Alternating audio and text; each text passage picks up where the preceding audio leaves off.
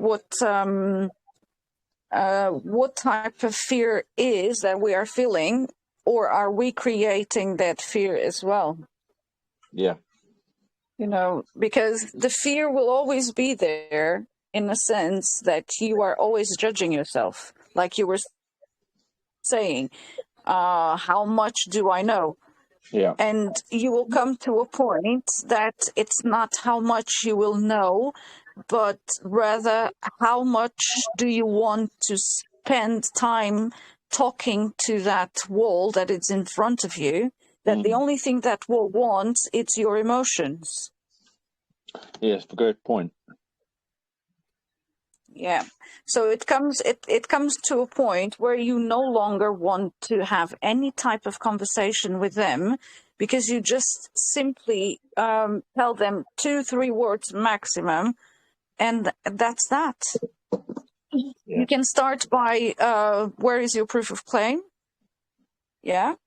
And are you an interloper? Just answer yes or no.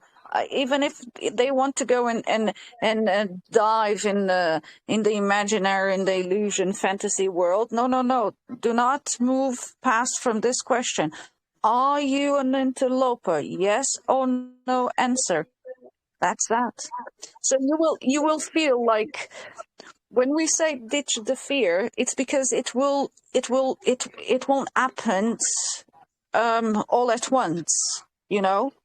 Like in the beginning, when you are full of fear, that's where you want to talk and you want to express and you want to show how much you know, but you are only showing that to yourself because the other side continues to be a wall. Yeah. Does that make sense? Yeah. So what happens if you say to them, are you an interloper? And they say no. Well, probably they don't even know what an interloper is. Yeah. Yeah. I can't imagine any of them would actually agree to it. Yeah. But they are a third party, aren't they? So if they are third party, you can always move to the next step of the question, which is, do I owe you money?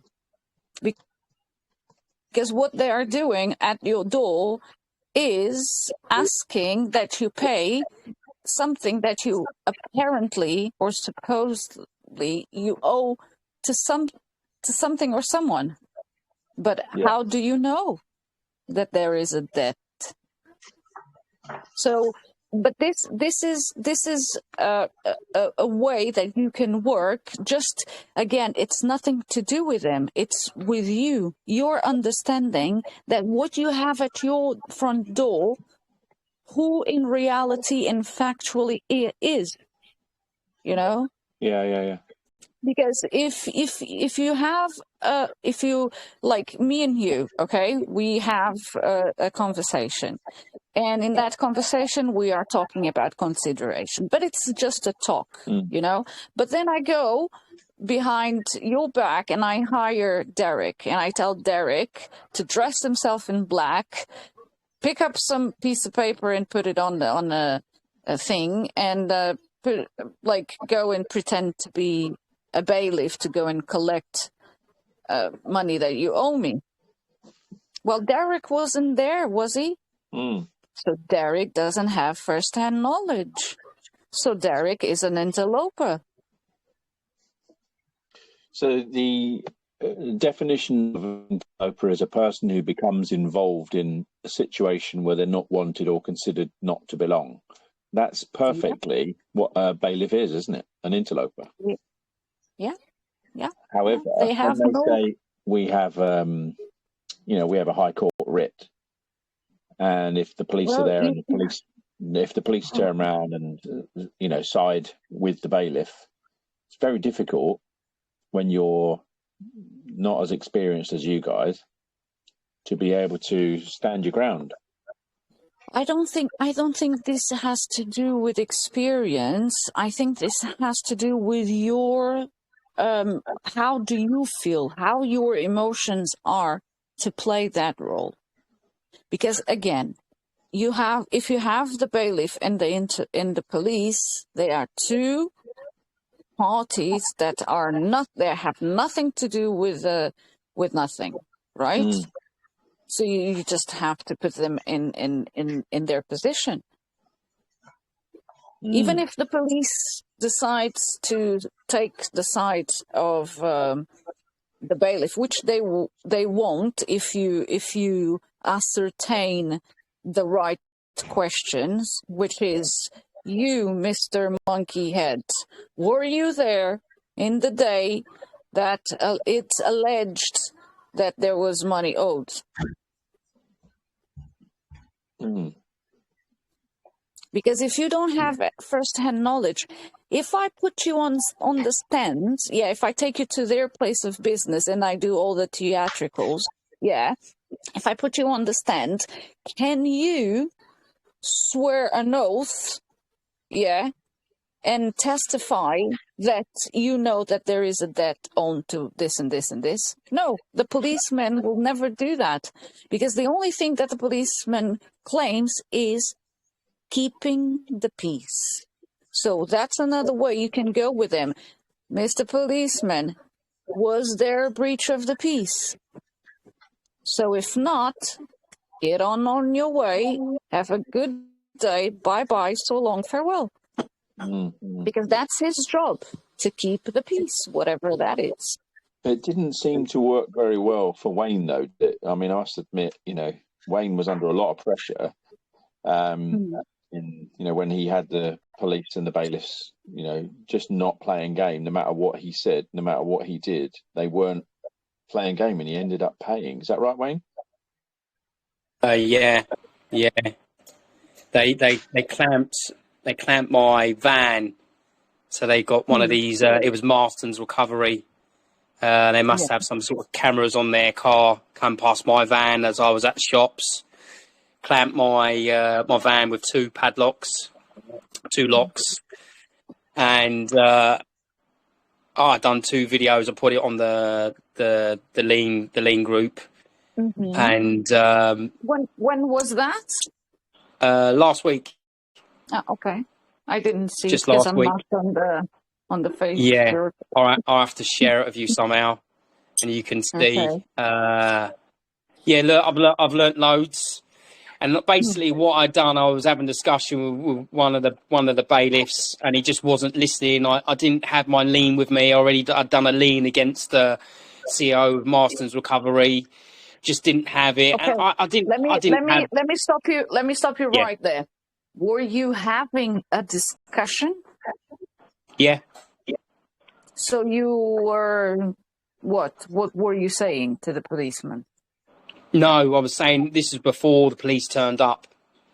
I was talking to the bailiffs, and I said I've already got legal agreements in place with your CEO, and he's like, "Oh, what are these legal agreements then?" Because they were saying, "Oh, you freeman of land," and I said no. And why were you defending yourself? I don't know. You see, arguing. These are the tricky bits that I think it's very important you guys start training in this call. It's the way you talk and the things that you say and what you get offended by. Okay? And instead of being in the position of defendant, always be in the position of creditor. What does that mean? When he said, "Oh, you are a free man on the land," you say no. Why would you say no? Why don't you make him prove that you are a free man on the land? What I should have turned around and said, "Tell me, I don't know what freeman of land is. Tell me what freeman of land is." No, prove your claim. You are making a claim, right? So now you have to prove your claim. The thing is, is we need to start changing the game, you know, because when you get comfortable of knowing who you are and where you stand, yeah, you don't give any advancement for these people to come and do whatever. You know, when you start arguing, or when you put yourself in the position of defendant, that's where you are opening breach for them to go and cross. I didn't see that video. I would like to see that video, and I can give you some inputs of what happened, and if you did differently, something that if in the future happens, if you do it differently, what is the expected result, outcome? Yeah. You know?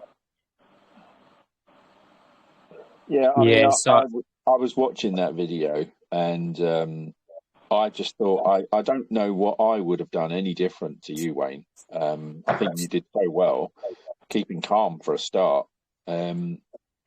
But it's very difficult, you know, when they're asking you, you know, and you said, oh, I've got legal agreements in place for your CEO, and you didn't have evidence to show them there and then.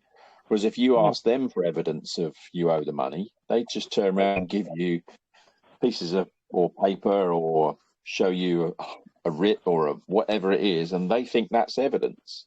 And it's us really being confident in knowing what is evidence and what isn't. Yes. And when we can turn around and say, no, that's not evidence. But the police do agree with the bailiff. Listen, guys. The thing is simple, okay?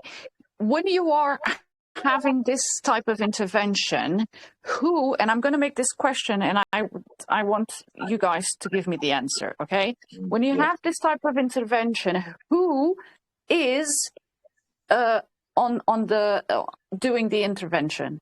Who is acting on behalf? they are. No. You, Wayne, yeah? Yes. Who is having this interaction? Oh, me? Me. Who is me? Wayne Gonzalez, the man known as Wayne Gonzalez. Okay, that's where you get it wrong then. Okay, another one? Any other question? Any other answer? Anyone knows? The principal Oh, legal embodiment. Not the ones that already been doing this for a while. Chris, you stay put. Sorry. I want the newbies. Just the newbies. This question is just for the newbies. Okay, so when they say, are you, you know, the name that they've asked, let's say, you know, for me, for example, if they say, are you Steve Bishop? Like when they came here the first time, I said, no, there's nobody of that name living here. And I closed the door on them, and I've not spoken to them since. But if they ask me, like if a bailiff said to me, are you so-and-so? I'd say, no, I'm not that person. That's a spiritually dead legal fiction, and I can speak for and on behalf of, but I'm not that person. Okay, but who is giving that answer?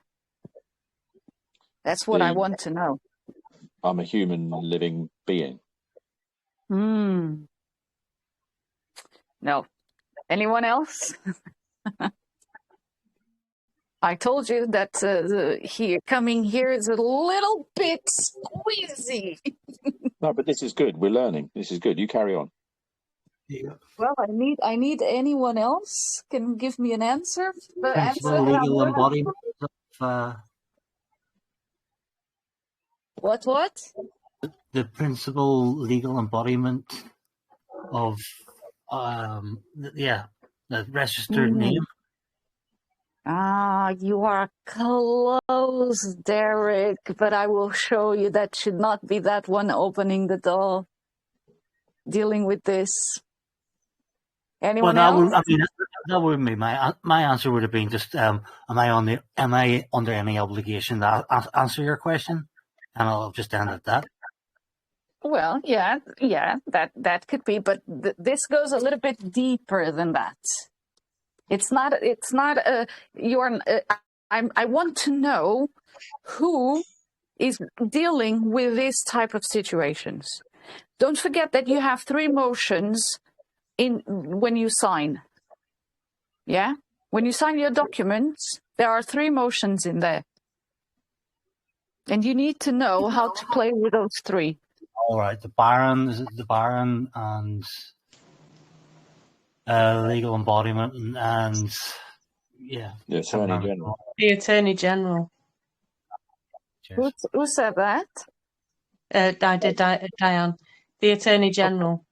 Okay, Diane. Okay, so what is the position in the game of the Attorney General? Well, that's the highest legal authority, isn't it? Okay, The what Attorney does he General do? in the What does system. what does he do?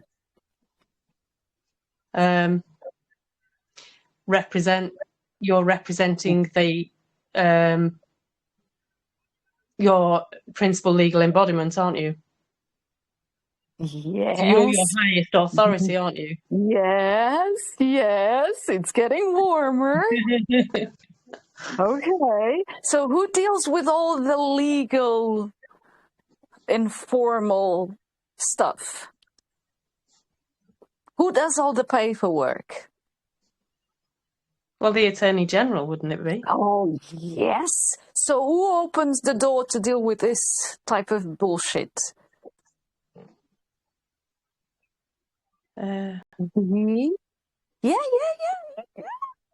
Go on, say it again.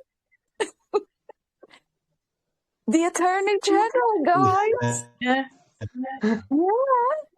So you have 3 acts, and you have to know how to use them. So if you open the door in this type of situations and you go as the men, yes, you are fucked. If you open the door and you go as a baron, well, the baron is not called into the situation, so it leaves you with the Attorney General. So you have to behave like an Attorney General. And all your lingo has to be as an Attorney General. Right? And there is a lot, there is a lot of ways. Just pay attention and start noticing how other people behave, and it's playing a role, isn't it? So if I put the hat of my Attorney General to open the door, probably the first thing I ask is, did you make an appointment? Because for you to go to a solicitor, you need to have an appointment, right? If you didn't make an appointment, well, excuse me, make an appointment and then we can talk. Brilliant. Right? I can do whatever I want on the sidewalk. They cannot. So a police officer cannot adjudicate at my door. I'm sorry, you are not a judge, so screw you. Bailiff, oh, I'm sorry, you are just an interloper, and I can get your candy ass if I want to. So, excuse me, no. Okay? So let's play the game as the game needs to be played. Yeah. Every time I sit to write my documents, it's not the woman that is writing the documents. I have to breathe and behave like my Attorney General. That's why when you read the documents, they are honorable. We keep things straight to the point. There is no fuck yous in the middle. Well, I would like to have some, but, well, we cannot, right? But what can I do? But that's how you guys need to start behaving as well. And that is also a way for you to control your nerves. Very good point. Yeah, because what do the solicitors do? Charge you They money. evade. Well, yeah, but they evade, right? Yeah. They are very good evading. and turning an answer into a question. They always turn an answer into a question. They never take the stand. They never take the role of defendants. So if you have to practice anything, practice being your attorney general of your house. Because that's what you have. That's your power. That's what we've been saying all and on and on and on and on and on, right?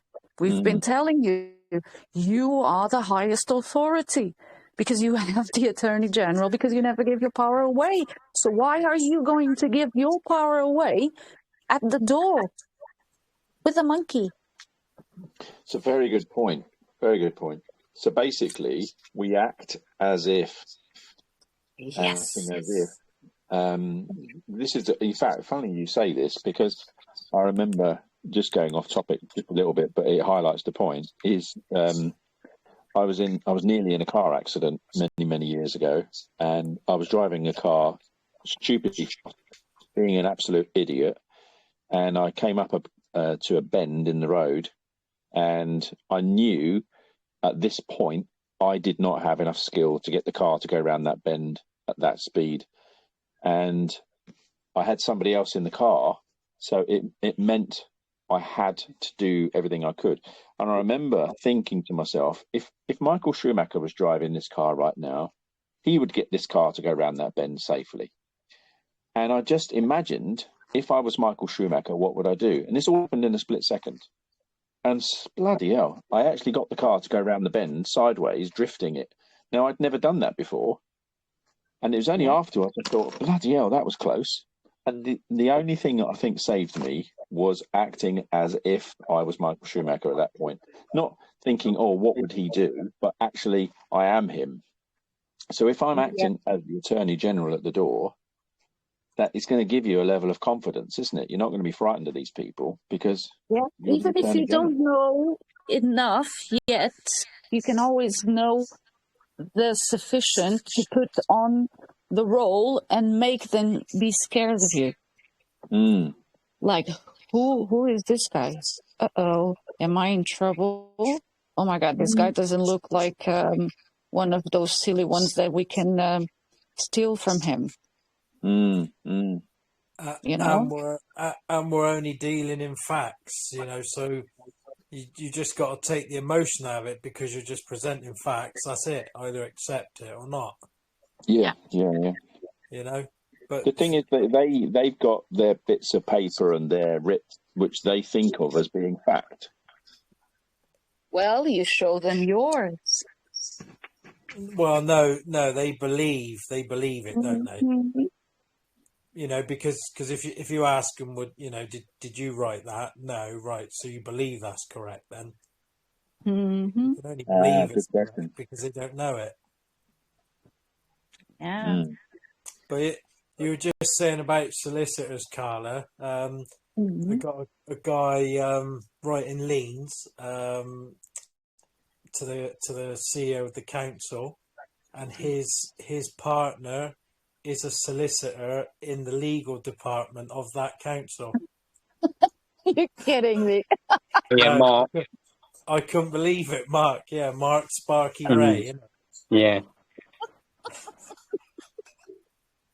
So I said it to Scott today, and he wants to see if they do a Zoom meeting. Okay, let's do it. She's already been pulled into the office about it, apparently. Oh my God! What, Mark's partner works in the council? Yeah. She's a solicitor in the legal department. Oh wow! She will learn a good lesson. Well, what does she think of all this affidavit stuff? She's completely on board with the affidavit. Completely gets it. So it's, you know, once you get it, it's you know, it puts you in a difficult position. You've got to start making, you know, choices and changes then. So yeah, he'll be on the Zoom on Monday, so I'm gonna have a chat with him. My goodness, that must be making her feel very uncomfortable. Yeah. But he's done a lien, and I don't know whether it's something that's been changed for a lot of people. He had on the link to recently published liens, he had it as, click here instead of the web address, and none of them worked. So I don't know whether that's the sort of thing other people have been doing. Mm. I don't know whether that's been brought in by Susie and Amanda. I'm not sure. I've not seen that. I mean, I've only ever when I've been doing the lien calls, my own letter seeing other people, ever seen the words "click here." That I've actually seen the whole web address. Right, yeah, that's how people. Yeah, I think this was thought about, Darren, when people were having trouble with the Bitly links, and Mark actually did. He's quite clever at IT, and apparently he bought this in himself, and then was offering it to other people to use. But I don't know that many people took him up on it. Do you know if anybody took him up? Do you know if anybody took him up on it? I don't think they did. He was showing people how to create their own click here links. But it was I think it was a bit too complicated for people to grasp. Yeah, I checked the lien last night. It didn't work, so he's gonna have to redo it because those links are very important. All right, so that's not good, is it? No. But live and learn. Well, it's a learning process, and I think when I did my first letter of my first lien, which was for a PCN, and the council came back and rebutted nearly every point on it, and I didn't know what to do, and in the end I had to just abandon it because it was getting too complicated. And now doing my second lien, it's very, very different, of understanding a lot more about it now than I did back then. Yeah, well, it's just. What do you mean? What do you mean? The council came and rebutted the first letter of the lien? They were basically coming back with all sorts of information. I don't know if you remember, Darren, but it was this bloke Peter Taylor was a real pain in the arse. They sent reams and reams of information from Dame so and so from the cabinet office or something or other. There was so much information that was being sent through. None of it was a factual rebuttal, but I think it was enough just to sort of throw you off, Steve, wasn't it? Yeah, it was. And because it was my first one, my first letter and my first lien, I was just too overwhelmed with it. And I thought, what the hell? And then let's clear something out, okay? When we are initiating the process of having a lien, the first three letters are just communications that we are making. Okay? So that's not a lien. No, I meant the first three letters of what would have been my first lien. But your lien is only on the 6th week. Yeah, but in that, what I call a lien is an accumulation of 6 letters. Once you've gone through and you've done the 6th letter, then you publish it. Then No. They have a name and they have a purpose. They are not letters. Okay. Yeah, the three first are letters communicating what are the facts, and you need them to bring the rebuttal of your facts, right? Yeah. But when you step into the 4th communication, what does it say? What does it say? Notice opportunity to resolve. Yeah. Yeah. So that's already based on the 3-letter communication that they didn't offer any solution to the matter. So now you have an opportunity to resolve. Okay? Yeah. Then you have what comes next? Notice In of Notice of default. default. Exactly. And why do we put that notice of default? Because they've not come back and resolved it. Exactly. And then we establish the facts with a securitized instrument. Yeah, because there is a debt that originated from those three first communications. Right? Mm-hmm. Yeah. Yeah. So it's natural that when you start sending these communications to them, yeah, they will try to change the game. So they will put anything or just BS, but you have to bring them back to the facts. I mean, you can say that whatever you want to say, but do not let them pass this point. This is the point now at the end. I don't care if you have green hair, if you like this or that. It's not my business. This is my business. You made a claim. You have to prove your claim. We cannot pass this. Okay? So after that, you give them 14 days to provide any material evidence of their claims. If there is no material evidence, then we give them an opportunity to resolve. Here we are still being, with candor and honor, right? Mm-hmm. But after that, I mean, it's all established by your own ends, by your own side that created the agreement. That's what we say, right? So we really need to know what we are writing, because what we are writing is not just because, oh, someone is telling me to do this. No. You need to know why you are doing and what are you doing, because the process in itself, it's a legal process. Because we are putting the facts on paper. There is a record being established. Right? Because, we only have one notice, because we don't do notices. And we don't do them because notices, it's like a letter. It has no value. It has no standing. Okay? Yeah. But when you get to the point of creating a security through that matter not being resolved, now that's where things get a little bit more complicated, right? Anyone can take me to one of their fantasy shit shows, and I would not speak anything else besides my facts. This is my court of record. You had X amount of days, sometimes months, to reply. You didn't. So I don't want to know if there is this act, that whatever. I don't want to know nothing about that.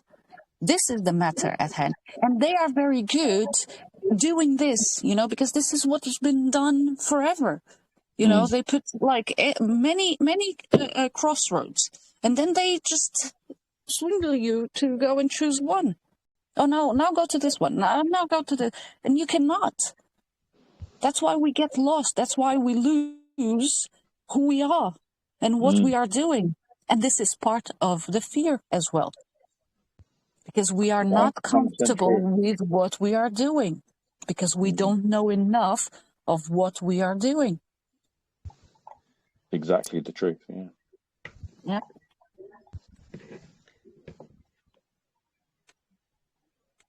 Okay, let's move on. Let's see. Is anyone here in this call with a fear that wants to be ditched? Anyone? Come forward.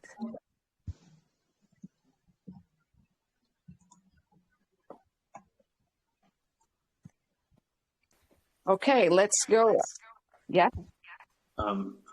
I don't know if it's the time and place, but it might be really annoying. I really wanted to ask some basic shit, but no one would speak on it. So. Yeah, go on. To do else, just keeping quiet. Yeah, go on. Yeah, sure. The very, very, very, very beginning. Does it bother anybody? Seriously? Okay, let me ask. I've been going through the BW Facts website and the FAQ and on the Facebook and in the chat, and I've used the search. And I just wanted to find a sequence of the letters that go out. Does that actually exist chronologically, for starters? You mean in a Word format? In any format. Can I ask this privately, or can I ask this in the chat? And Yeah, no one's going to I can say. But you want for the liens, yeah? it in sequence, just as I can understand it sequentially, because I can't find it, and for some reason I can't download stuff directly off the Facebook page.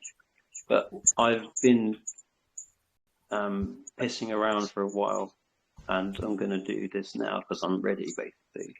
And I found off the Facebook page, email to MP letter 1 to 7. Is that the gist of? Is that something else? That's where we normally start. Okay, but you can join Darren on the Zooms because he's doing. I don't know if you, Darren, have any space. Yeah, I think I can fit someone else on. But we've got there's plenty of videos. There's videos talking through MP liens. There's videos talking through the whole lien process as well. I've got one. I just wanted. Sometimes sometimes you want to see like I don't know. There's a visual learner, should we say, like a flow chart or something. But if I can get on a Zoom, I'd be pretty pleased if I could do that. You can go to one of Darren's Zoom, and then he can show you letter 1 to 7, and then if you want to like study it, we can send it by private message, and then you can start to familiarize with it. Perfect. I'll message Darren. Is that okay? Yeah, that's right. You will have need to have read the affidavit several times and get the gist of it. And if I've listened to it 4 times, does that count? Yeah, as long as you're getting there with understanding it. Well, hang on a minute. I mean, guys, this is my house, right? And I have a particular way of dealing with people that tell me I've read it 4 times. Okay? No, hold on. I didn't say I read it, did I? Listen to it. You listen to it, right? That's what I said, yeah. Okay. So, I can put you to the test, right? If you feel you have to. Certainly, I do always feel I have to. I was actually tossing up just to go to sleep or to stay on, to be fair, but sleep. Okay, I promise to be soft. Okay? Are you ready? Go on then. Okay. So, what is the purpose of Exhibit A? Fuck knows, actually. I thought you were just going to say what's the purpose of the affidavit itself, which I would have answered as a statement of material facts. Surely that. Surely. Hang on. We are all very good trying to dodge the bullet. But no, hold on. Before you start, just quickly, it doesn't that cover the whole thing, because Exhibit A to D, whatever, they're all part of the material evidence. So that's the answer, surely. No. Okay, I have no idea then. Sorry. Okay, so you have a pen and a piece of paper, yeah? Yeah. Okay, grab that one, because it's always good. Your best friend from now on will always be a blank piece of paper and a pen, because those are powerful as shit. Okay? So, the affidavit Yeah, we call it the affidavit because there are a lot of affidavits. You can use an affidavit for put a motion into court. You can use an affidavit to do like a statement of truth and fact, okay? But there is none like this one. And why? Because this one has a declaration on top of the affidavit. Right? Yeah. Yeah. Yeah. So that not the declaration, that decree has a decree. Yeah. So that decree changes everything, because that decree creates a document that anyone on top of this planet, flat or whatever can use. Yep. If it was a normal affidavit, no one can use that affidavit, only the person or the man or woman that is giving the statement.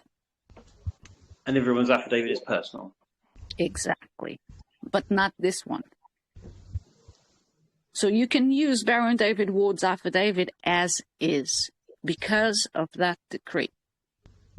Yeah, that decree is like you have precedent on a case. Yeah. Other lawyers can use the precedents from 1800s and so forth, because of that precedent that can be used to go and into other cases. So the decree here has almost the same function.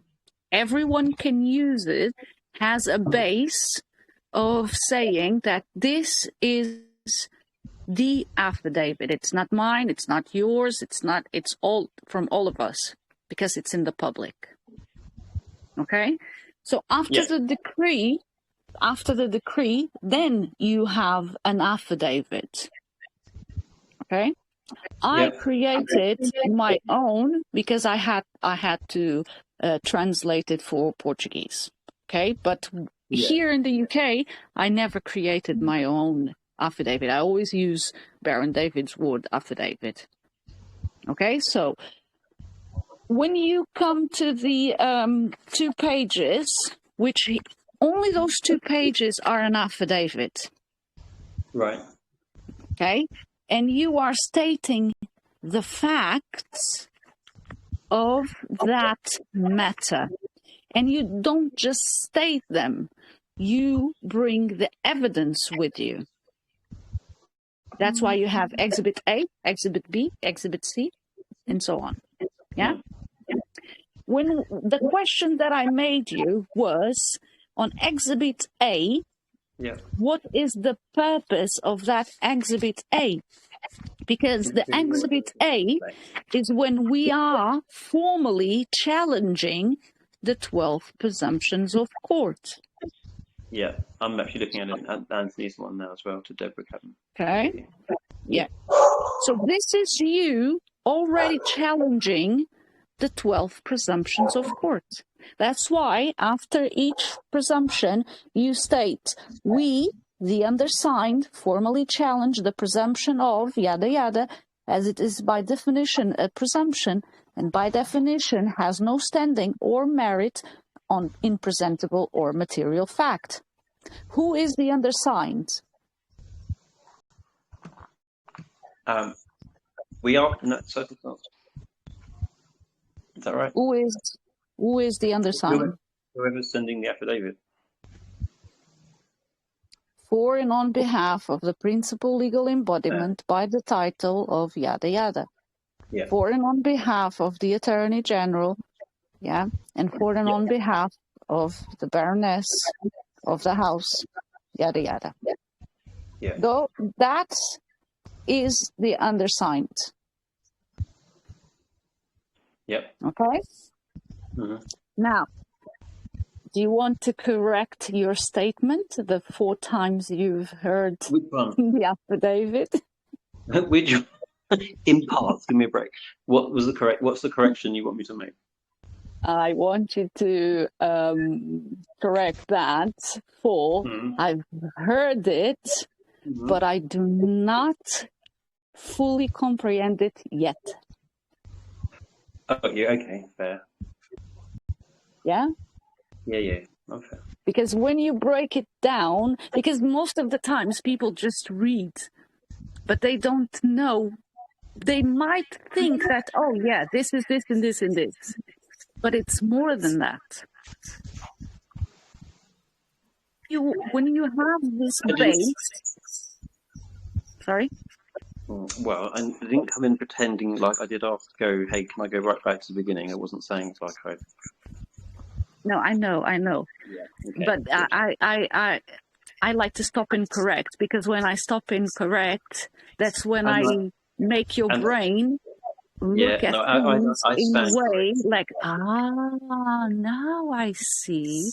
Now the next time you will be listening to the affidavit, it's like another door has opened.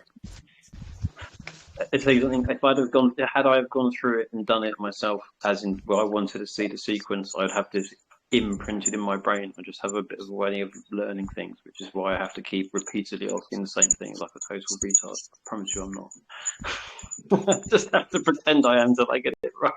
We are all a little bit retards. Don't worry. That's why we are happy. That's why I'm looking at.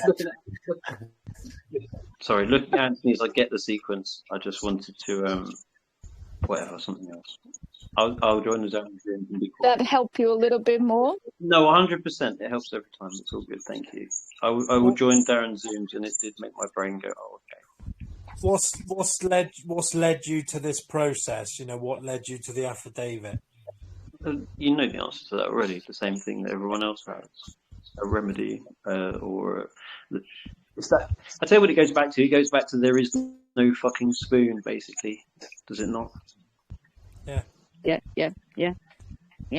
That's it. Yeah, so what I mean, if you come in, because some people come into this completely green, you know, believing in government. If you come from there, or if you come from, No, not at you know, all. No, for a few absolutely the years, complete fucking you've been opposite. questioning things. Yeah. The thing that I want to know, Darren, is really, and I guess that it is working in its own way, is I don't want to be. I think the last thing I followed before I thought, fuck this is absolutely insane, with people vanishing on about redress and things. They were just, and all went ridiculous. And I did have some vague hopes on that, but I have followed the common law things, and I have been down the same pathways we've all been down. Just, you know, to get us here. But it would be nice to not have your back pissed down and told it was rain, so to speak. Yeah. If I can, once you get, because we don't make any claims, they make the claims, and they're making claims under legislation, and they can only create legislation with consent of the people. So if they're making claims under legislation, they would have to provide the material evidence that the people have given their consent. And if not, it's fraud by misrepresentation and malfeasance in the office, which is all their rules. Yeah, I mean, I do think, I know there's lots of other people that probably want to have a chat as well, but I do think about other sort of regimes and times when people have thought that, you know, it's okay, and then they just come and just go, right, we're going to kick everyone's door in. But maybe until that point, it's okay. I don't know. Maybe that never can happen. Sorry, say that again. Maybe what can never happen? Well, I'm thinking like communist regimes and whatnot. Maybe this isn't relevant, you know, in other countries, let's say, where things have been a bit more blatant, shall we say, by the powers that be. It's not really working out just to send letters, is it? To just come and drag you away, allegedly. I mean, we always ask for first-hand knowledge. If people been sending letters and been dragged away. No, I'm not saying that. I'm not saying that at all. I shouldn't be saying anything to this point. I know what you're saying. I think I get what you are saying, but the thing is that while again it's all based in fear, you know, even in those countries where the regime is this or that, there is only one thing governing people, which is fear, and the main fear is to die. You know, and people are afraid of dying. And that's what they take advantage of. You understand? And I think that's why I mentioned it, really. Yeah. Yeah. So the main thing is always related to fear. And every time any of you feel like, oh my God, why am I shaking? Why am I feeling this? Just stop for a second, analyze your brain, and ask the question to your brain: am I in danger? Okay. Is this situation gonna kill me? Will I grow stronger after this? Will I learn from this? Yeah, and pay attention to the answers that are being given. You know, because most of the times the big boo boo, yeah, we create them in our own heads, and obviously, if you are creating them, they will come into your reality. So stop creating through fear and start creating through joy. Instead of thinking, oh, what could go wrong, start thinking, what could go right? And this is so simple as a bailiff at your door. Instead of you being at your home scared, yeah, in fear, oh my God, I'm doing this, and now the bailiffs will come. Oh my God, am I ready? Do I know enough? Da da da da da. Stop that nonsense. Okay, and instead of that, create differently. Like, yeah, I'm gonna have my first encounter with this bailiff. Oh, I'm gonna make him shit his pants. Oh my God, I'm not sure what I am doing, but I know I can do this. I just have to ask them to prove their claims, and I will not pass through this. You know, it's like I don't know anything else. Prove your claim, prove your claim, prove your... And they can tell me whatever the stories they want to tell me, but I will not let their fear come into my area, you know? Or a bailiff will come and I will smile at him and I will make him feel scared of me. You know, guys, we are more powerful than we think we are, okay? So every situation that you create inside your head, it will come to your reality. So stop creating based in fear and start creating based in victory. Your own victory, your own superpower. I can tell you from my first-hand knowledge, and listen, guys, I know this. I've been doing this, you know, and when I had my first bailiff at the door, it lasted 2 minutes and 49 seconds. It's here in the group. You can go and have a look. And you hear me here speaking with you guys, right? But at that point, when I opened the door, the only thing I could remember was prove your claim. And the guy was saying blah, blah. And I'm like, prove your claim. Man, just prove your claim. You know? And he went. Off he went. So fear can take over your mind and the things that you think you know. Yeah? Because that's another situation that fear can do. So instead of you thinking, oh, because you guys been doing this for long, no, it doesn't matter. It doesn't matter how long you've been doing. You know, you could be like starting now and you comprehend fully your power and you will not give your power away to anyone else, you know, and you will stand that power. And that's that. And you will not move from that. That's it. It's down to them to prove it. They're making the claim. There's a debt. They need to prove that debt, and there can only be a debt with an agreement.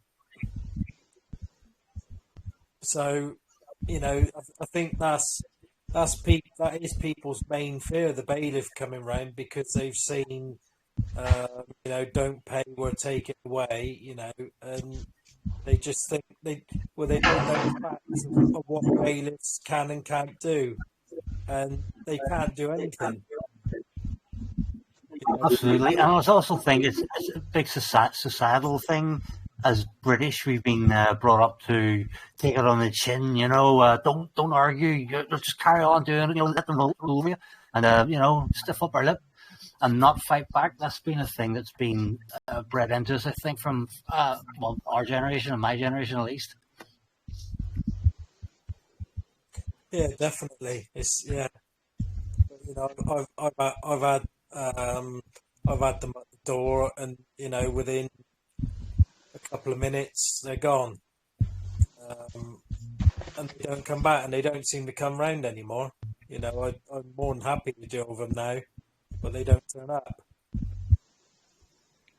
And I had one turn up my yard, and I grabbed hold of him and threw him out because I know what I can do and I know what he can't do. Yeah. But that comes with reading and listening to other people and joining the calls and finding learning facts. And the more you learn, the more confident you'll get. Well, this is it. Even in this, just listening to you tonight and from the last one, Darren, I'm starting to feel so much more confident about being able to face this, like bailiff whenever he shows, and be able to say, "Look, mate, this is it. Just prove your claim," and be able to stand there and ask him to prove the claim. And that, I think, that's the mainstay. That's the most important thing. I just need to stick to. That's it. We got everything we need in the affidavit. The Companies Act. Nothing will be signed correctly. Therefore, it's not a legal letter. Nothing's legal about it. So that's it. That's the end of it. You don't move past that. Your letter's unsigned. It's not legal. End of. That's it. Yeah. You got nothing else. Absolutely. You just keep it simple, really simple. And that's the best way to do it, because you only need one thing. You only need that one thing, the Companies Act, and that's it. You don't move past that, no matter what they say. They'll try and escalate it, but that's it. You stay calm. You're standing in facts, and that's all you use. What happens if they ever change that Companies Act? Are we all going to be fucked if they change it? They won't, because they need that to do business with each other. Yeah. So I found a lot of documents where councils doing business with another council, they have to have that to do business with each other. Because in their world, that is how they have to do it. So it'll never change. So yeah, just it's pretty basic stuff, really. You just got to be confident in talking it, and keep testing your knowledge. And if you are not confident in talking, print the affidavit, put it exhibit by exhibit in separate folders. And if you're not comfortable, but you know how to identify the thing that you need in your affidavit, if anyone comes to your door, you just pick up that thing and tell them, read it out loud, please. You have the fucking power, man. You can do whatever you want. And if they refuse to read it, well, then, my friend, goodbye. You are under no obligation to open your door. That's the first one. You are under no obligation to answer your phone. You are under no obligation of nothing, because for you to have an obligation, you need to have a contract. It's simple. But if someone comes and knocks on your door uninvited, well, there are certain procedures that it needs to be established before anything can be discussed. Your full name, or a book, a visit book. Yeah, fill this one out, please. I mean, do to them what they do to you when you go and to their services, to ask for their services. Oh, you have to wait in line. Did you make an appointment? Oh, no, our schedule is fully booked, so maybe in 1 month time. Goodbye. That's it. I think Dave Kingswood have a piece of paper that he'd hand to him and I expect him to have fill a it. Yeah. visit book. Yeah. But I have what that would do is you hand that to him, let him think about it for a minute. What the hell's going on here? And it just gives you a bit of time to calm down. You know, because when they first come there, it'd be at 7 o'clock in the morning. Yeah. So it just gives you a little bit of time to calm down. Right, he's here. I got to prepare myself to deal with this. And that's the only way you're going to lose the fear. But again, it's not you that is going to deal with it. It needs to be your Attorney General. Yeah. And your Attorney General, it doesn't use words because he knows that words have no value. It's farts in the wind. Everything needs to be in writing. So my Attorney General, he's a very bastardess to the maximum. You know, she doesn't speak with anyone. She wants everything in writing. Yeah. I don't care. So you guys need to use the weapons that you have at your disposal. And there is no point of arguing. If you argue, it's because you are already in the defendant place. So get out of that position. And the way for you to get out of that position is by asking questions. Who are you? Why are you here? Do you know for a fact that the name that you are looking for is here? How do you know that? Do you know that the documents that you have are fraud? How do you know that? They will tell you, oh no, it's legal. Okay, how do you know that? Were you there when they were being created? Have you seen everything that it's needed? Have you seen the deed of assignment? Have you seen the debt? Anything? You know, but you need to know your shit. Right? For me, I bought the Aylesbury's Laws of England, and in Aylesbury's Laws of England, I have it there pinned with a post-it, and I know exactly can you please read this out loud? I mean, I don't argue. I have no intention to argue with these people. Make them read, because they don't like to read as well. So make them read. Go ahead. What does it say? Oh, so where are you coming from now? Okay, go back. Go back and get your facts straight. And everything in writing. But leave your details here with me. And then I will start a lien on the claimant. That's it. Done. Okay, most of the things that I see on YouTube and everything, I mean, people argue a lot because they want to either make a video for YouTube or they want to prove something to themselves. Why would you be arguing? Same thing we say, do not speak with the police. Why the hell are you speaking with the police? Why the hell are you saying anything? The only thing you should be asking is, do I have the right to remain silent? Yeah, they will tell you, oh yeah, okay, I will exercise that right then. Done. Finish. Oh, but you will be under arrest and I will take you. Okay, go ahead, do your job.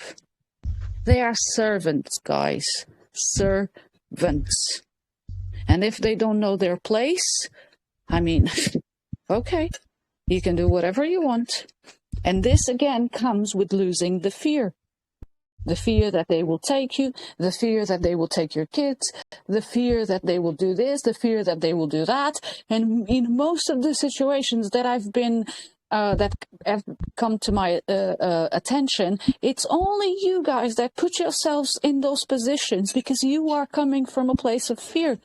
So instead of you giving the remedy to that situation there and now, you are escalating that over and over and over and over again. because you want to prove something. Stop proving. You have nothing to prove. We already told you. Baron David Ward already told you. You are the highest authority. What the hell do you want to prove? You didn't give your power away.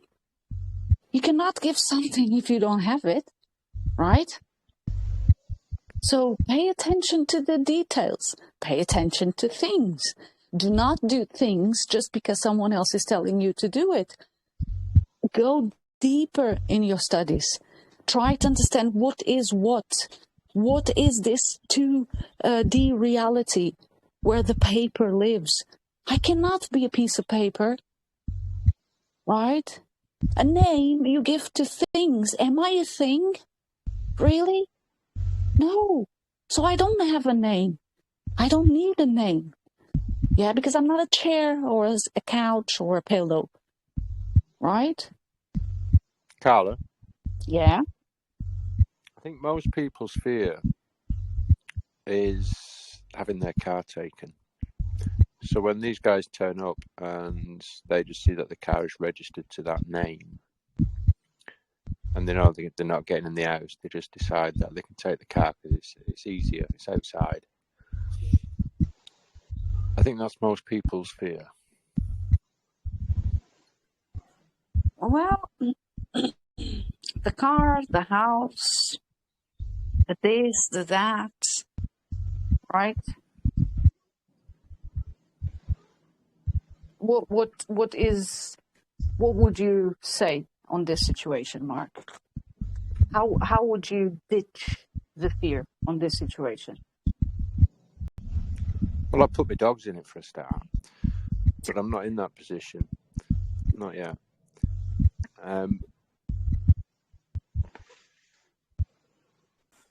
Well, I've had, I think three people put notes on vehicles and nothing's been taken. If they could have taken it, they would have. They've done nothing. I know of one lady that had her car taken, but she didn't know how to deal with anything.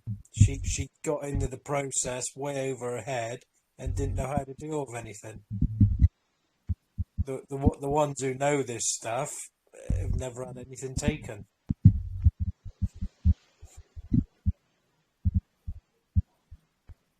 You know?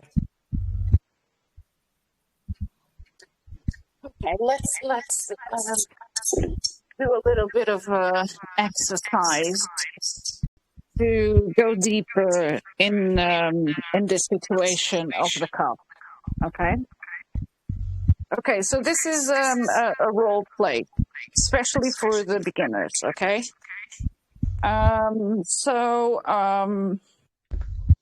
Let me see. Where am I gonna go after? Okay, so Diane, are you there? Yes. Okay, Diane. So you have a car, okay? And you've been receiving already those threatening, poisoning letters, yeah? Mm-hmm. And today you will have a knock on your door, and it will be the bailiffs, okay? So who's going to be the bailiff will be Wayne. Wayne, are you there? Yeah. Okay, Wayne. So you're going to be knocking on Diane's door. And, you have experience because you you have a first encounter. So I will have to say to you, put a little bit more effort than they did, okay? So knock on the door. And 3, 2, 1, let's go. Is that Diane Hayward? No, there's nobody living here with that name. I've got an address here for an unsigned, for a PCN for a Mrs. Hayward.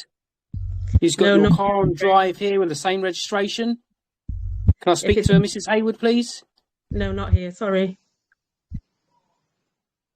Well, do you know Mrs. Hayward? I've got on this is where you live, Mrs. Hayward. No. Do you know where I can find her? No. Well, I've got an outstanding. Wayne, go and clamp her car. It's in the highway, yeah? Yeah. On the road. Yeah, go all clamp done. her car. All clamped, all done. I'm afraid I can't leave unless I have payment for this outstanding PCN. Well, I don't need to go out today, so you just carry on. Oh, so you are Mrs. Hayward then? No. Well, don't you? If you don't, if they're there long enough, won't they just leave anyway? I've seen a few people who said they'll leave or go out and take it off. I'm not leaving unless I get payment, I'm afraid.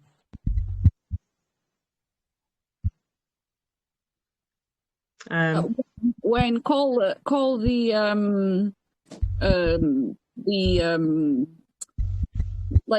truck to come and take the car.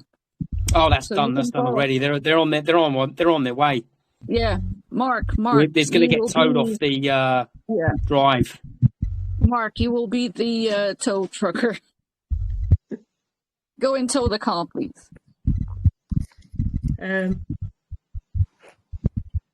Yeah, hi. Can I have the keys for the car, please? Make it easier. No. Otherwise, we'll end up damaging it. No, I can't give you those. Okay, then we can't take no for an answer. We'll just take it on the back of the lorry as it is then. Or you can pay. It's up to you. What do you want to do? Can you prove your claim? What do you mean a claim? We don't have to prove anything. Do you have all the paperwork necessary signed properly in a contract? No, it doesn't need to be signed. Everything's digital today, love. Well, no, I need it. It doesn't. It needs to be in accordance with this document here, if you'd like to read this. Or I can read it to you. What is this document? What is this? This is an affidavit. The affidavit. Affidavit? What's that? Wait, read it. What's that? Freeman of the land stuff? No. Start putting the car on the wagon. Oh dear. Take the car, Mark. Take the car. Wayne, leave her the red letter paper through the mail. Yeah, all done. She's got the big sticker on the side of the car as well. Yeah, okay. Done. You guys can go home. You did another robbery with success. So, Diane, what happened? What's happening now? They have no car. They took it. Yeah. Yeah. Well, this is it, because Eon came and turned my electric off at my unit, and that's pretty much what happened. They just came in and turned it off, and I read them the affidavit. I asked them to read some paperwork that I'd printed off before they came in, and they were there for about 2 hours and still came in and removed my fuses anyway. So, yeah. From that experience, they're a bit too thick to listen to anything you've got to say, and they're there to do the job, and that's that. So I had no success whatsoever in trying to educate them. That's not your job. That's not your job, Diane. I know. You're presenting the facts, right? So the main one is Companies Act. Yeah. I even wrote them out for them and said, this is the list of what I need and what you should have. What I'd be doing is Companies Act, nothing's signed correctly, so nothing's legal, so you got no legal standing to come in here. If you do decide to trespass, under the Castle Doctrine, I'll be removing you by force. And they wouldn't have got in here. No way. Because that's what we got all the document. It's all agreed. It's agreed upon. Yeah. Did you let them in the house then? No, it was industrial unit. So we were working on the time, and they just, they'd stayed outside because I stood outside the door. And then I went to get a drink of water because they were on the other side of the yard. And then one of the girls came and got me and said she's come in the building. So the door wasn't locked.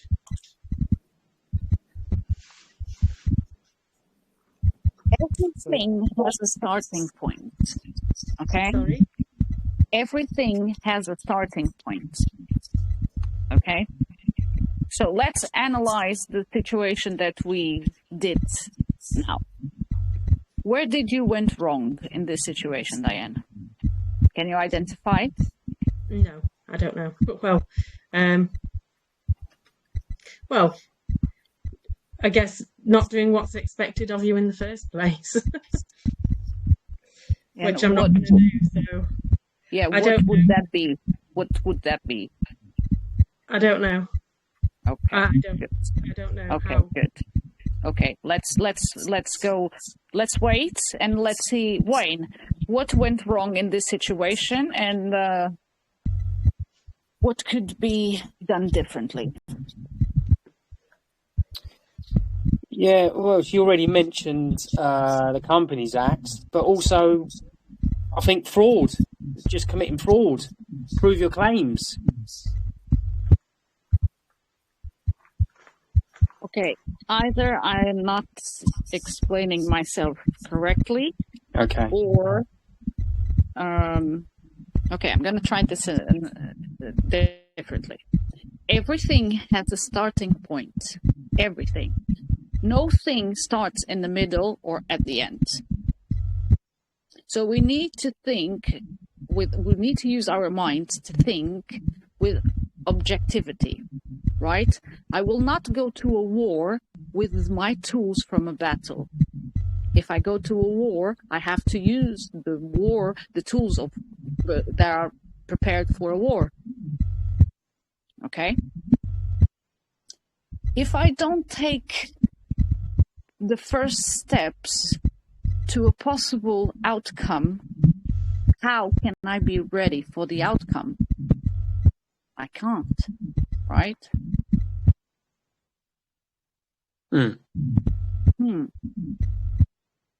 Right? So yeah. Instead of you guys thinking that, oh yeah, this situation escalated because they escalated, you are already wrong.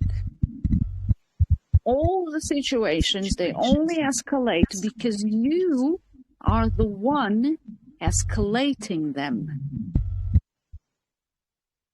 In this scenario, okay, let me see if Mark, can you identify what could be done differently, or what went wrong?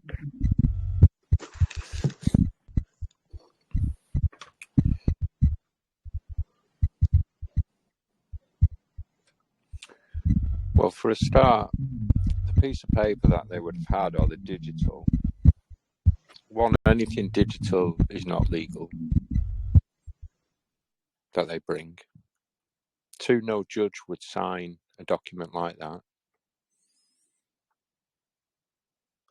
because it would be fraud.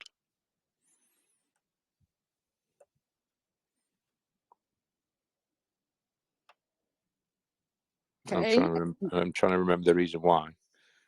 Yeah.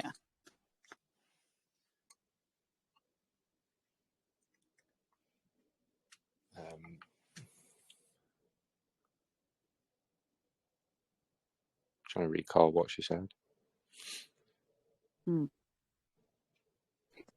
Okay, I'm going to ask in the call if there is anyone here that has a completely different view of what Wayne and Mark and Diane said. Anyone?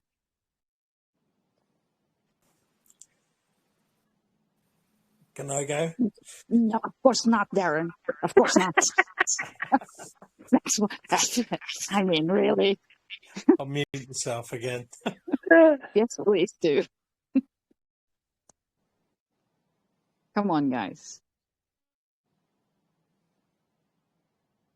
before you start to walk, yeah, what is it that you need to do first? Crawl.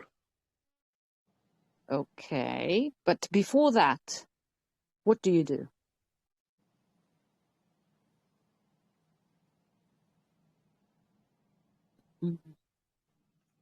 I understand.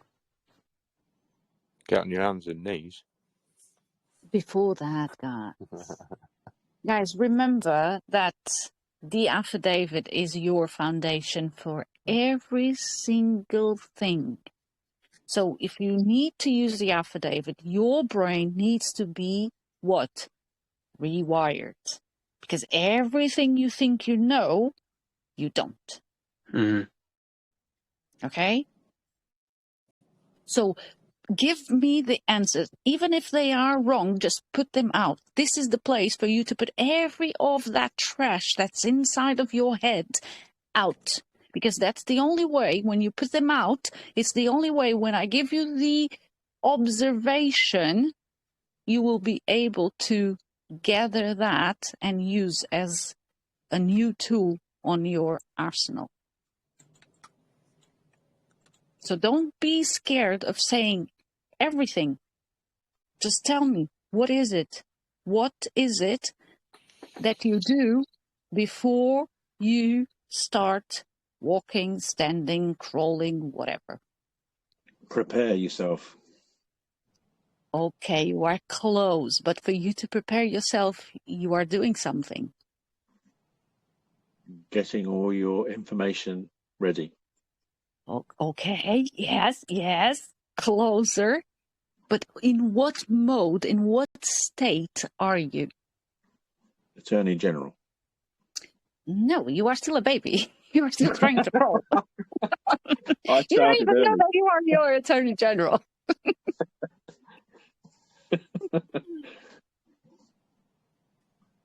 Learning. Okay, yes. But how do you learn? By Observing. observation. Before anything else, you need to be in a state of observation, right? That's your foundation. So before I go to war, I need to do a lot of battles. And sometimes I need to go back, stay quiet, stay put, then go to the next battle, and then face the war, right? But before I do all of that, I need to observe. So in this situation, with the car being taken away, there were essential steps that were lacking because there was no observation. Because we are very quick when we listen to something or we are reading or we are doing something, our mind is doing a million thousand things, at the same time. And we don't pay attention. When I start this exercise, what did I say? Who can remember?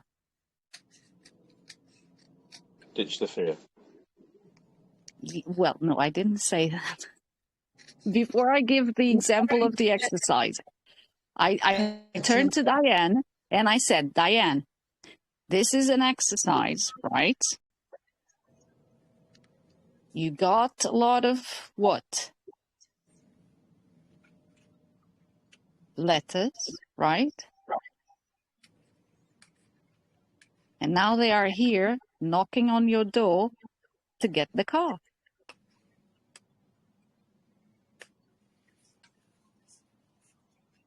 Yeah? Who paid attention to this? No one. Okay. Thank you. But I thought this was a case of them turning up regardless of the letters because they weren't paying any attention to them. Well, that's the beauty of how you learn how to play the game. and become the observer in every single situation. Either an hypothetical situation, or in real life. At this point, when I started to say, Diane, there was a lot of letters and now they are here knocking on your door. So Wayne knocked on the door asking for a name. What was the first answer that Diane gave?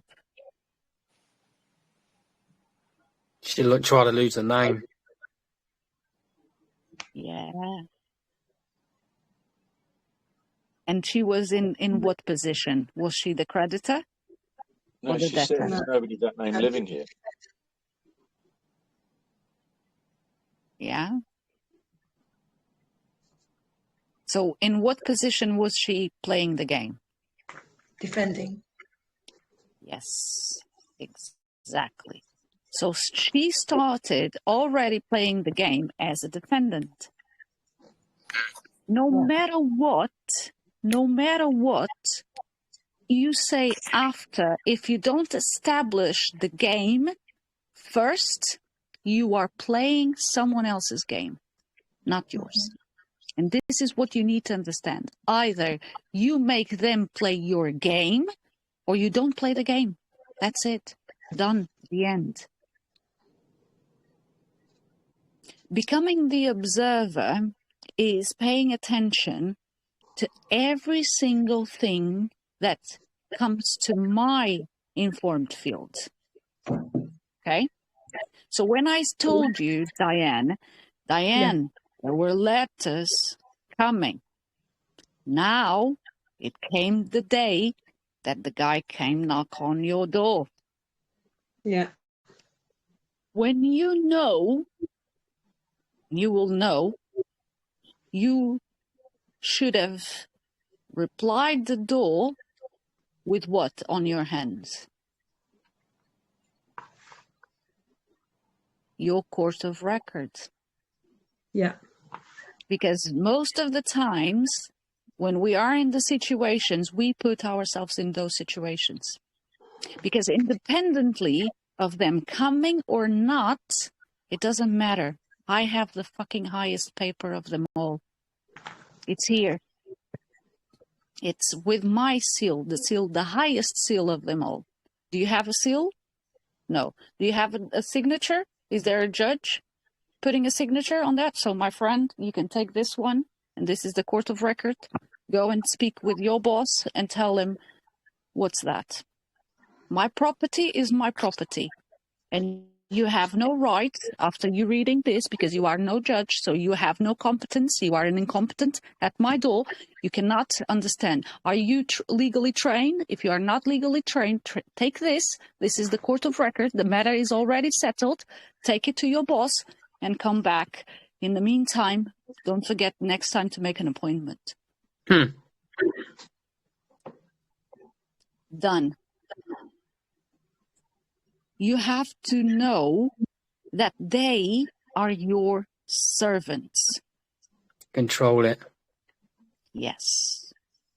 Always. Make them feel stupid because they are stupid. Make them feel incompetent because they are incompetent. You are the highest authority. Either you feel it or you won't.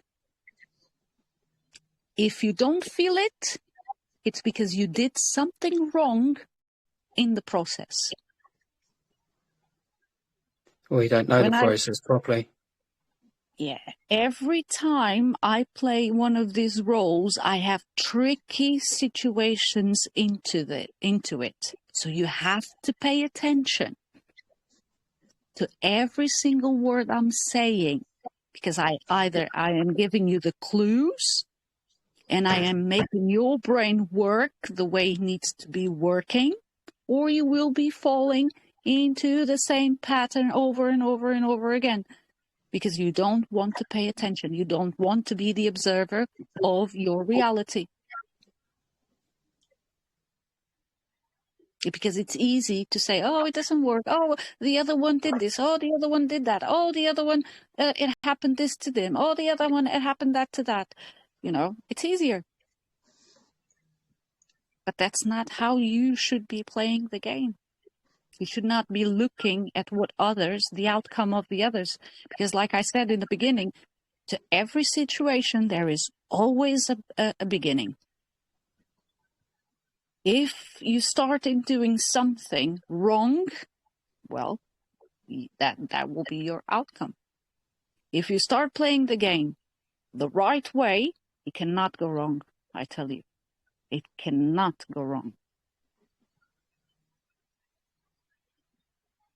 Okay, second point. The guy went and towed your car, right? How is it possible? What is it that you should be in your hands already? I have plenty of them at my door. I printed like 20 or 30 of them. I have them there to give it away. It's a giveaway. What is it that you should already be giving to them, to each one of them? Diane? No. No. No. Mm-mm. Diane?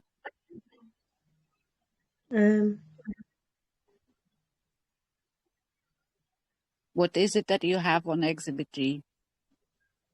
Oh, yeah, the removal of implied right of access. Yeah, I gave him that as well. Yeah. And what is the power of that document? Um, Do you think you are just giving a piece of paper out?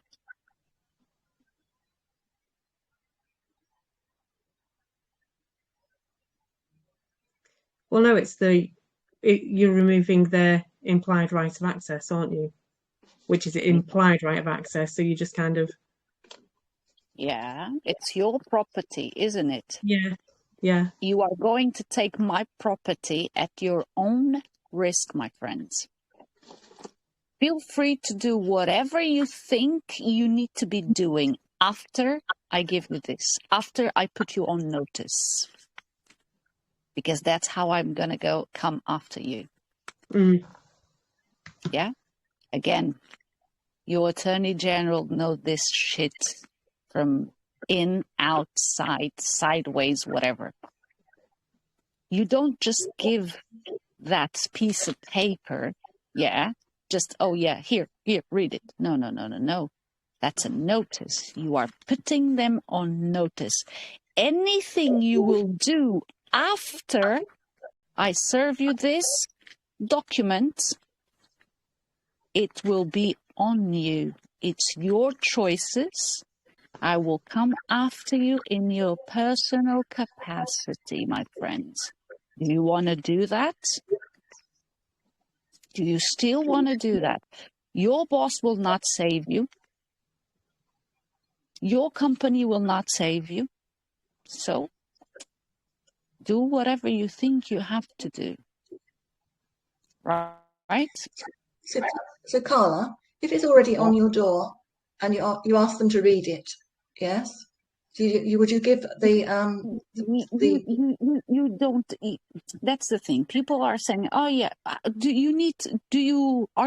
is there any obligation created for you to read whatever it's out there?" No. Yeah. So it doesn't matter if you have the notice on the door and you tell them to read. It doesn't matter. You have to put them on notice. Right. Okay. So sorry. Go on. So don't worry about having it on the door. Then just have them written to hand to pass them at the door. Yes. Listen. What does it say here? So and so of the house of whatever hereby gives notice of removal of the implied rights of access to the property known yada yada yada and surrounding areas. along with all associated property, including but not limited to any private conveyance in respect of the following. Yeah. My friend, here it is. After you have this, I'm putting you on notice. You, in your capacity. Okay? After I give you this, any action that you will take afterwards, it's on you, my friend. I clean my hands. My hands are clean. Let he who deceives be deceived. Right? I am being honorable and transparent. So after this, I can go and use what? Whatever force is necessary. Right? An English home is his castle. Right? You cannot touch my property. But if you want to touch it, it's up to you then. Go ahead, be my guest. Yeah?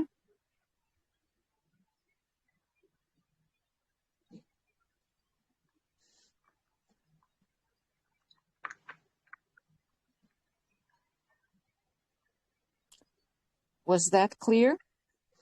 Yeah. Yeah, very clear. Okay. What was the next point in this scenario? The car or your property was stolen. Right? Yeah. What do you do next? Would you report it to the police as stolen?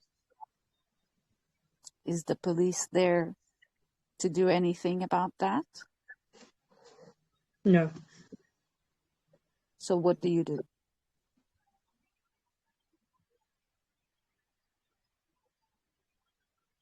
Well, Do you want your you've property got back? Do you want your property back? yeah. Yeah. Okay, so what do you do next? Diane, think as your Attorney General. What would your Attorney General do next? We'll start legal paperwork. So you'd Okay. start lien, wouldn't you? Okay.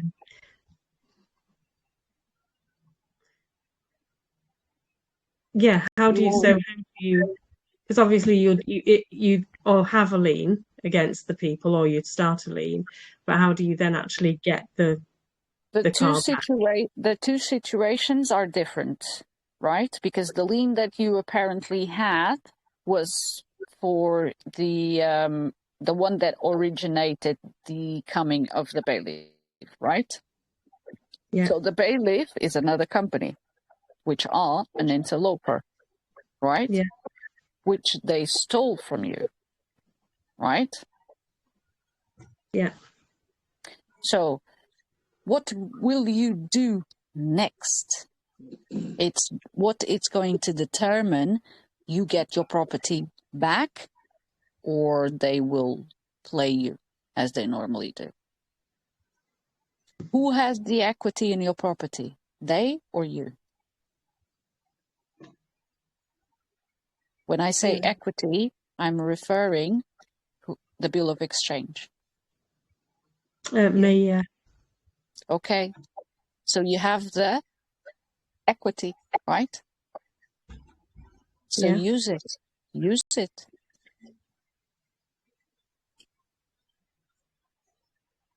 Right? This might be a little bit too much. I will leave this maybe when you guys are a little bit more into understanding that, yeah, there is more to it. So maybe go and do a research, try to read a little bit more. And this call is being recorded, so I'm going to post it here so you guys can come back to it whenever you want to. But yeah, Now let's see if, with everything I said to you, can you play the situation, Diane, differently?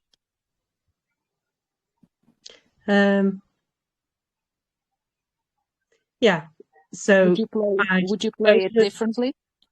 Yeah. So I'd give them the implied removal of implied right of access in his hand, and then obviously throw them off my property. Well, before that, you have to deal with the bailiff, right? So you have to take the bailiff out of the equation completely, right? Mm-hmm. How do you do that? If there were letters already coming through your door before, you must have a lien already, right? Yeah.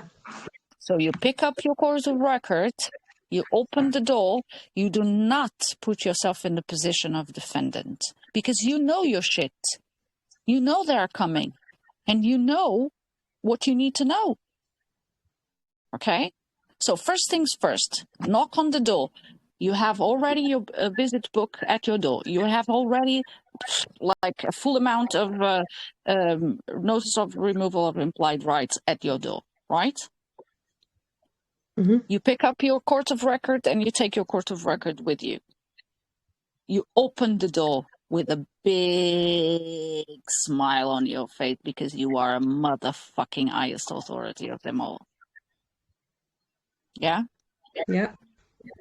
And what is the guy going to do? Are you the so-and-so? Hang on a minute, my friend.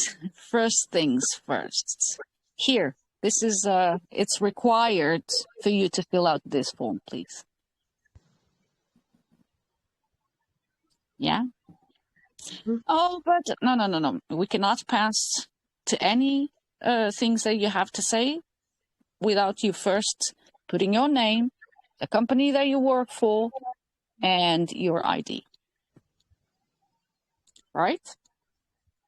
Let him fill out the form. After that, what do you do?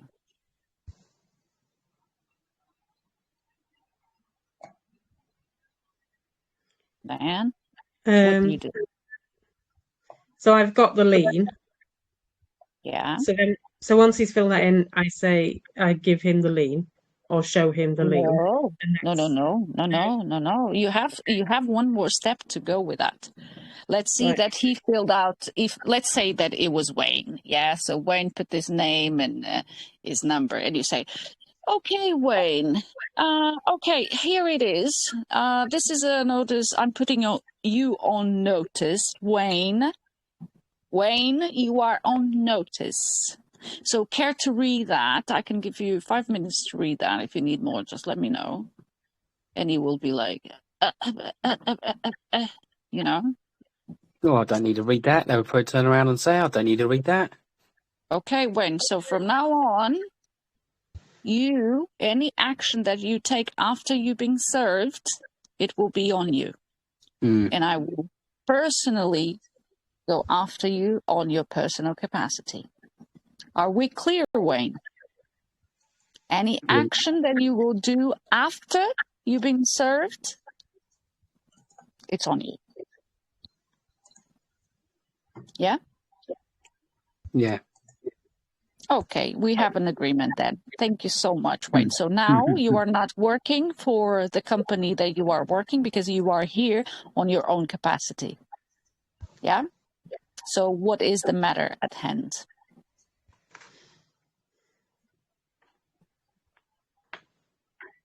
What is the matter, Wayne?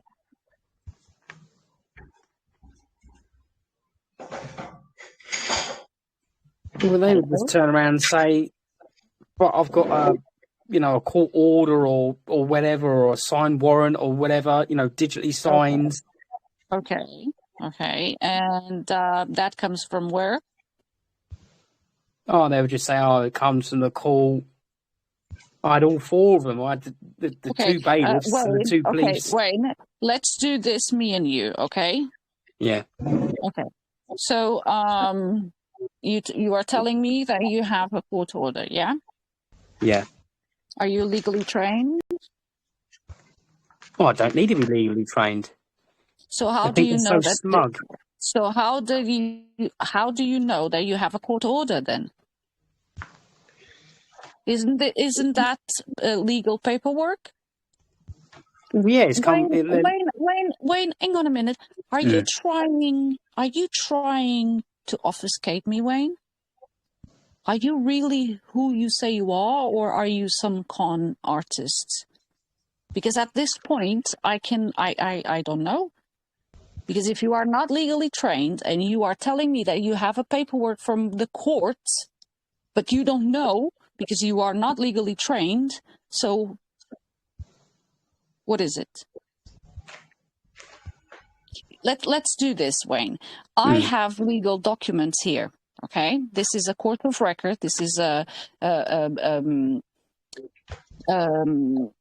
security by way of a lien. This is a legal document, this matter that you are bringing or trying to bring, I don't know what is it, because you don't seem to understand that you are not legally trained, and you don't seem to know that you need to be legally trained to be dealing with these matters. But this is the case referring to the situation that you are trying to present me. Please give this to your boss.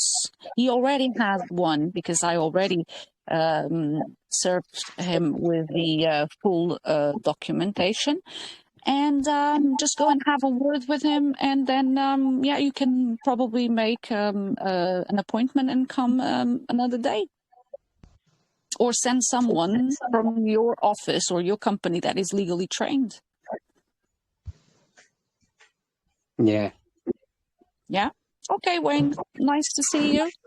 Have a good day, and bye-bye. So you just totally own it. I mean, guys, if you don't own it, how the hell are you gonna do anything in this jungle?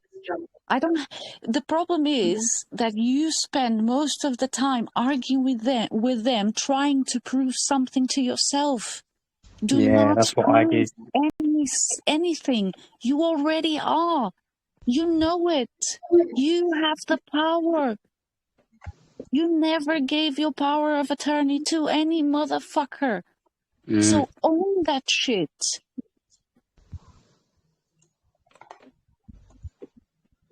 I stood there arguing. Yeah, don't do that. Don't do that. It doesn't take you anywhere. You will be stressed. They will laugh at you. They will be doing that thing, saying, you know, don't do that. No. Mm. Diane, was it clear for you? Yeah. Okay. Now, from what we talked here, can you now see from your situation with, was it with Eon? Yeah. Can you now see what you did wrong? What made you escalate the situation to the point that it went?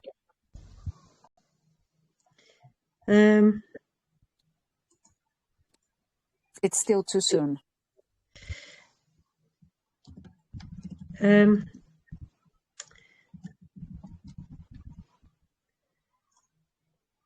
But I think naivety, to be honest. Don't give. No. I actually Diane, thought you could reason with people. Don't give excuses to yourself, Diane. Come on. You know what? I know it's you guys. It's the first time you are here, and this is another shit level, and I can pick your brains for forever. So I'm gonna do you a favor, okay, Diane? Yeah. Homework for the week. I want you to become the observer of that situation with Eon. Okay? Mm-hmm. So if you want to and come back next week, I want you to do me a step by step of your observations of what went wrong and the possibility of what do you think from what you heard today, yeah, that you could be doing differently. Okay. Okay, but be honest. Okay, even those things that will come to your mind, say, oh, maybe this is not relevant. No. Every bit of it is relevant. Okay. Okay, put that on a piece of, again, guys, piece of paper, blank piece of paper, and a pen is mightier than a sword. Yeah. Mm. I thought Done. legally under a certain act that they actually couldn't turn water or electric off. It's only gas they can access. Well, that's why I'm Under saying safety. that, yeah, in this situation with Diane, she did loads of stuff wrong. I 2 years, I don't pay electricity, water, or gas, and no one came. Not even a single bailiff came knocking on my door. None of them came. But I'm Isn't not it going to some tell human you. right act? Hmm? Isn't it some human right act that they cannot actually legally cut water or electric off? The word legal in this sentence. Well, you know what I mean? In their world. That's why I was trying to pass that one out. I was trying to climb that one. Okay. Well, yeah, there are but they use tricks. You know, they use what is the name? The leak, or yeah, they use some type of trick that they can access the property if there is an emergency, you know. Yeah, that's what I mean. It's only gas that they can do that, but yeah, I'm sure there's something where they cannot do it to water or electric. Yeah, but they use that if there was tampering, or they have their tricks. That's why it's very important for you to become the observer of every move that you are making. And most of the times, you need to learn how to be quiet.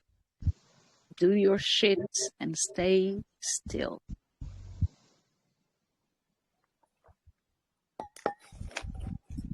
Yeah.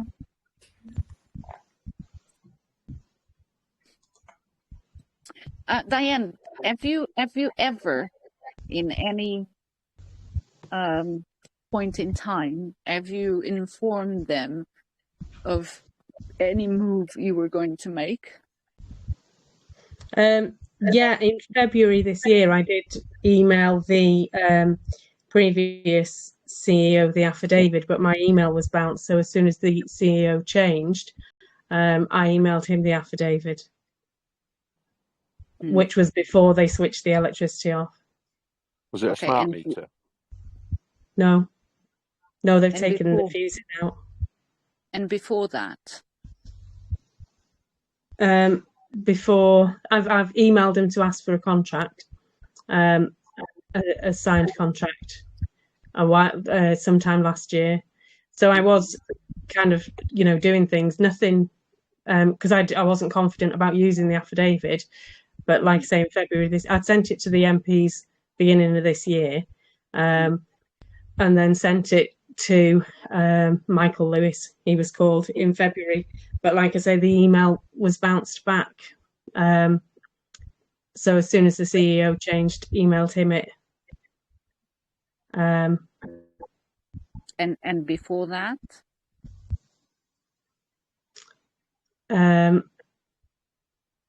Well, they'd sent people around to read the meters. I mean, I never even told them that I was there. They'd kind of sent somebody round. But I had another unit on the same yard. And I'm assuming, I think at one point I think it must have been September last year, somebody from E.ON came, and I said, I don't have an account with you, don't have anything in accordance, signed in accordance with the Companies Act. There is no account with E.ON. He said, well, you'll have to register. So I said, well, you can use, Diane Haywood is the name kind of thing. So gave him the name, but no other details, no email address, nothing else. And then, like I say, they just sent a guy round to read the meters. Then they'd picked up that I don't know how they associated me with the other unit. It must just be on the same name, because that was for a gas meter with no gas supply. So then they'd got the email from that unit. Am I making sense? Yeah. Are you with me? Yeah. Yeah. So then they started emailing me to the email address for Unit 18. So then I'd emailed them in response saying, you'll need to provide evidence of an account. Again, I think that was last year.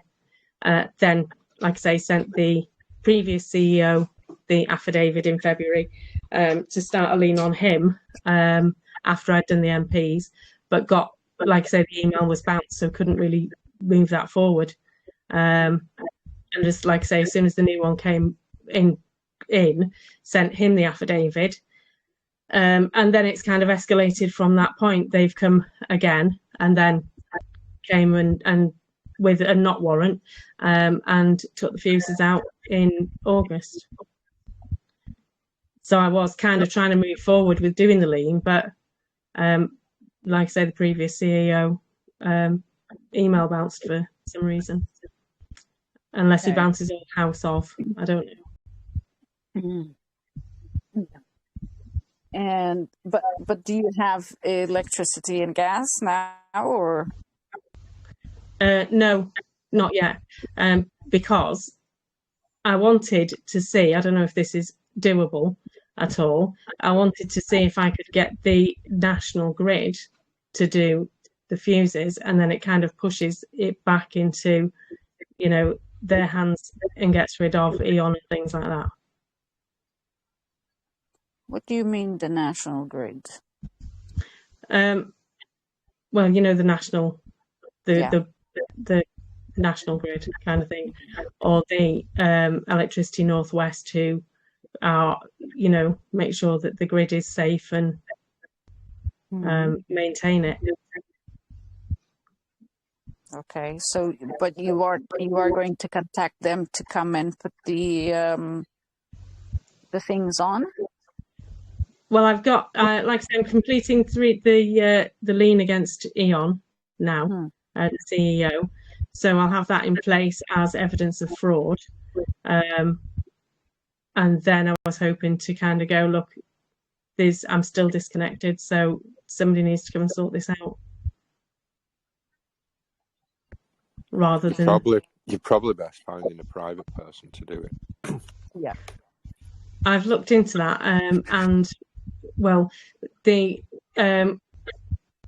electricians don't want to do it because it's the government have made it a criminal offence to touch the fuses. Only E.ON or British Gas or SSE or one of them can touch the fuses. It was a civil matter, but I believe they've changed it, and now it's a criminal offence to touch it.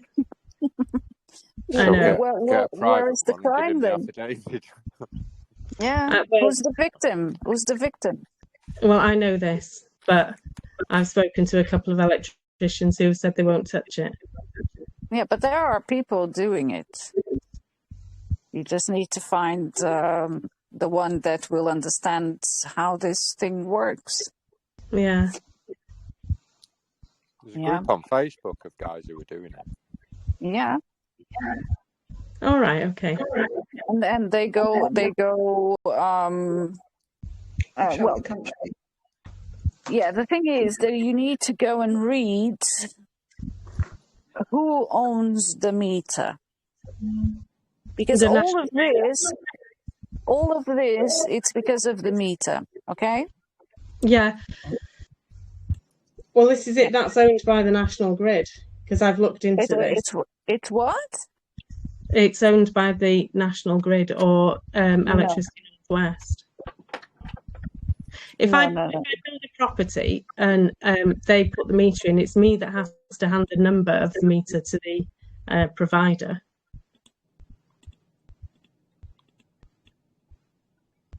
That's what I've read. Where did you read that? On the National Grid's website. And what is it that they are saying? That if I build a property, they'll come and connect you to the electricity, and they'll give you the is it the MB number or something for the meter? But then it's your responsibility to go and hand that to E.ON or SSE. So if you never hand it to them, the meter number is never registered. The National Grid don't actually give that, and it says it on their website. They don't give the meter number. It's if you build a property. Yeah, but it's that your situation? No, I rent the property. Okay. So who owns the meter? Well, I'm assuming the National Grid. No, it isn't. That's right. for sure. Yeah. Okay. There is a lot of things you could go and do with this, but yeah, I would focus first in observing all the things and put them on the paper and try to see where I am with all of these things that I have in my hands, and then start taking my first steps to go to battle. Because there is a lot of ways you can play this one out. Yeah. Right. Okay. But it takes a little bit more. Again, it will be proving the claims, right? Because one of the claims that you can ask them to prove is who's providing you with electricity and gas. Yeah. Because we all want to see if E.ON is offering you a service in a bag, in a, I don't know, in a cushion, it's in powder. What is it that they are providing? Which is nothing, right? Yeah. And then there is another way that electricity, it's not created nor destroyed. And then there is another way of going with it, which is where that they are taking the electricity from, which is all natural resources. The gas, same shit. They here in the UK there are 3 companies. When I looked into it last year, 3 companies in the UK that take your scraps from the kitchen, and that's where they are producing the gas. All right. Okay. Yeah. So again, there is a lot of ways you can play this one out, but yeah, just go slowly, put your things in the paper, and then work it out from the beginning until the end. Yeah? Yeah. Good. Yeah. Okay. Did it help? Yes.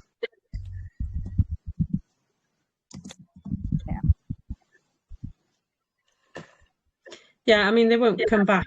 I mean, E.ON have been back in again when I wasn't there to check that the fuses were still disconnected. That was a couple of weeks ago. Yeah, we have Anthony in the chat, and he's saying that the electricity and gas meters in homes around the country aren't owned by customers or us. They are actually owned by the business called Meter Asset Providers, or maps. This was admitted by Octopus Energy. I wrote to Smart Meter Assets Company and they admitted in writing they own the meter. Then some SSE goon claimed they owned the meter. So I caught someone in a lie. Right. Yeah. So there Are they are called again? a lot of what? What are they called again? Meter something? It's Did you meter say asset providers. Yeah. Or maps. I don't know if you guys are in the Divergent chats. If you're not, go to the Divergent chats. Then you can see the message from Anthony. And if there is any questions or anything you guys want to put here or take any doubts, you can do it through the Divergent chats. Because this one here, where we are now, it's the channel. And you can only comment on the posts, but for us to have our talk or give you some guidance, yeah, we do it through the chat. Okay. Okay. It's all there. And Anthony, he posted here the proof that the smart meter assets are a meter asset provider. We only own the meter. We do not maintain, repair, or remove, or provide any information on the meters. This would be down to the energy supplier. Boom. There you have it. And there's a group on Telegram, and I've just looked it up, called All Meter Replacements. Mm-hmm. So you can go on there and find somebody who will come and put the fuses back in. Yeah. Okay. There are people that they do like 1 week they are here, the other week they are there, so you can book, yeah, and try to see if they can do something. Okay.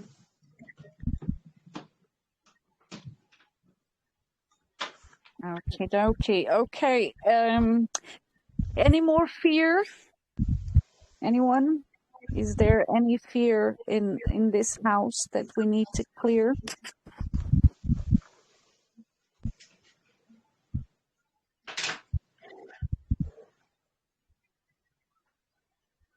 Yeah. Anthony posted the email and to whom you need to be writing to.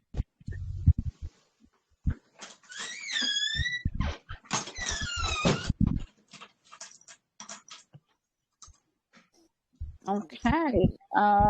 Anyone? Wayne, any more fear? No, I've learned loads. I've just got to learn more.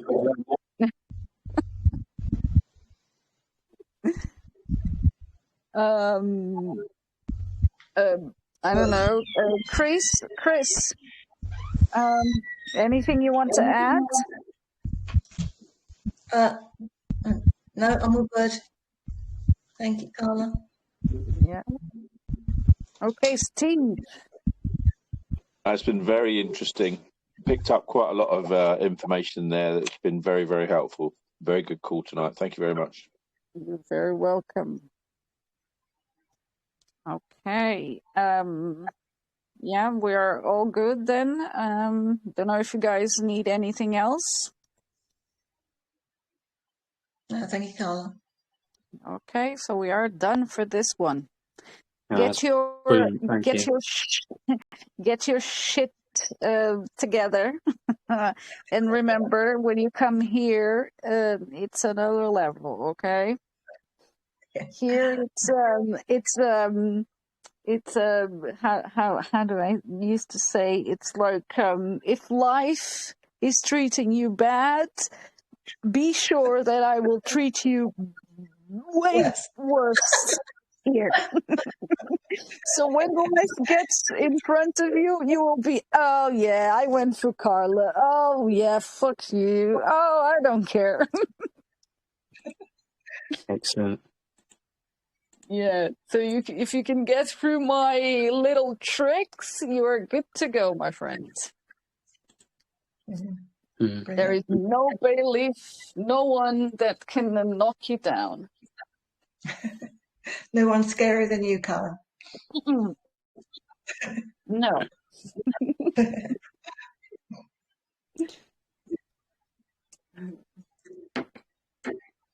Okay, so yeah, that's it for tonight, my friends. Lovely. Good night. Thank you all. Thank you so much. Bye-bye. Bye-bye. See you all.